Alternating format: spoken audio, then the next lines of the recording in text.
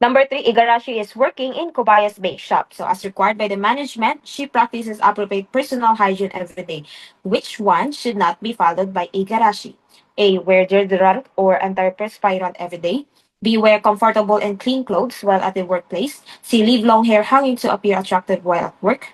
Or letter D. Sport short nails since she is in fourth service. Our answer, of course, dapat hindi niya nilive yung hair hanging to appear attractive while at work. No? Kasi may crush ka, dapat nakadonghay ka lang daw.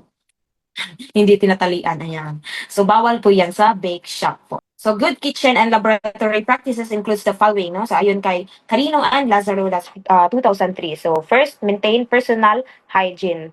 No? So, basahin na lang po natin yung from choices A, B, and D. No? So, ito yung choices from A, B, and D, wear deodorant or antiperspirant every day. No? Teachers, ano ba yung pagkakaiba ng deodorant or antiperspirant? Diba? Pag sinabi natin antiperspirant, so hindi ka magsisweat. Pero, nagfa-fight din siya ng odor. No?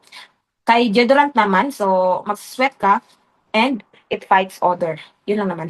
Tapos, trim your nails since you are working in food service. Wear suitable, comfortable, and clean clothes while at work. Ayan.